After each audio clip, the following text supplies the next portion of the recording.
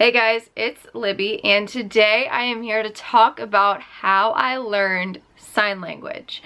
So I made a video about this a long time ago, but I've learned a lot since then and things have changed. So I'm just here to talk about how I learned sign language in case you are interested in learning sign language. I'm going to start off by saying that the best way to learn any language is by immersing yourself in its users. So for sign language, that would be native signers. That could be a deaf person, a hard of hearing person, a coda, which is a child or kid of a deaf adult. It could be any of those, could be something else even, but those are the main ones. Learning from somebody who it's their native language because they know everything about it because it's their native language, you know, like whatever language you grew up speaking, you know most everything about it pretty much. Like, you know how to use it, you know what's right and what's wrong, and so the best way is from a native user. I will say that being native and being fluent are different because a native signer is obviously fluent, but someone who's fluent isn't necessarily native. So like a sign language interpreter who learned in college, like what I was doing, they might be fluent, but they're not a native signer, so they don't know all the nuances. They don't know everything the way that someone who grew up doing it would know. And something I learned about in psychology is that there are periods of language acquisition. So like at different ages, stages of your life, you are more able to acquire a language than other stages. So the younger you are, essentially, the easier it is for you to acquire a language. I remember when I was in college studying ASL interpreting, one of my teachers was like, yeah, you guys will never know all the stuff. And I was like, damn, thanks for the encouragement. But it's true, you know, like if you learn later in your life, sure, you can learn like everything, but you're not gonna know everything, you know. That all said, if you are interested in learning sign language, I did study it in college. Not many colleges offer ASL interpreting as a major, but many of them will offer it as like a foreign language, potentially as a minor. But if you're not in college, or you're not gonna go to college, or your college doesn't offer it or whatever, if college isn't an option for you to learn it, then there are other ways you can go about it. Another option is looking for those courses at a community college. The reason I say this is because often community colleges are a lot easier to get enrolled in if you want to just take a single class like that. Also, it gets more affordable and the schedule might work out better for you. So if you can't do it at like a regular university or college, check out the community colleges. You can also look for schools for the deaf nearby you because they'll often offer a sign language class or two, maybe even a deaf culture class. So definitely check that out. That said, it would be great if you could take a deaf culture class along with your ASL classes. I didn't mention that before, but deaf culture is important to learn about when you're learning the language.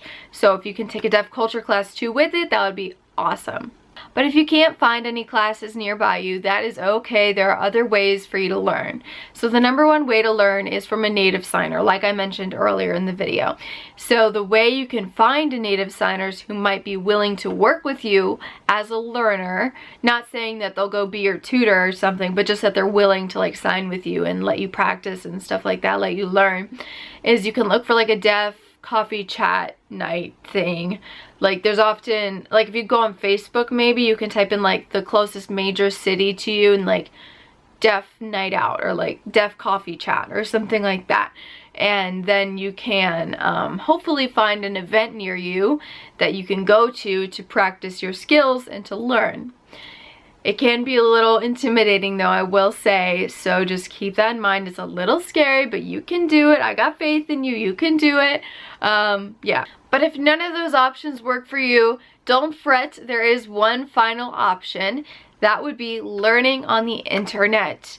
Is that always a good move? No, because there are plenty of resources on the internet that are not meant to be learned from or should not be learned from, even if they are meant to be learned from.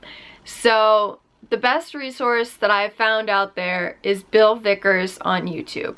He is an actual deaf professor teaching out, like I think in California somewhere. On his YouTube channel, he like essentially goes through his lessons is what it seems like whatever he's teaching in his college courses, it seems like that is what he is teaching on his YouTube channel. So you can kind of get a free college course just by watching his videos. So they can be kind of lengthy, but I mean, it takes time to learn a language, so you gotta invest some time in this if you really want to learn. He also has a website called lifeprint.com, which is a great resource. So I will link both his channel and Lifeprint down below in the description. So if you want to learn online, I highly recommend him over any other resource. But there are some other good resources out there. I also really like HandSpeak. It seems to be a very accurate resource from what I've seen. There's another resource called Signing Savvy, which I don't recommend as much. It seems like those might just be interpreters, and I think that I've heard like it's not the best one out there, so I wouldn't really recommend Signing Savvy. I think another one that I've used before is Spread the Sign. So that one I think is pretty good as well. It includes languages, signed languages from all over the world, so that's kind of interesting to take a look at. But all in all, I do recommend Bill Vickers the most. He, I think, makes the best content out there for learning. So like I said, not all content online is meant to be learned from. Are my videos meant to be learned from? No, they're purely for entertainment and accessibility, okay? So they're not meant to be learned from. I've always said that, like if someone's like, OMG, I'm gonna learn this, like in the comments, I'll be like, no, I am just a student. I'm not a teacher, do not learn from me. Like it's one thing to like watch me with like a critical eye to like see what I'm doing and stuff, but you shouldn't take what I'm doing as gold or something. Like I'm just a student, I make mistakes. So my stuff is not meant to be learned from. It's just entertainment and accessibility. And I will say that is true for all the content you see on YouTube that has to do with like a random hearing person signing a song. Don't learn from them, okay? Learn from a native signer, learn from a deaf user, learn from Bill Vickers, okay? Highly recommend his channel.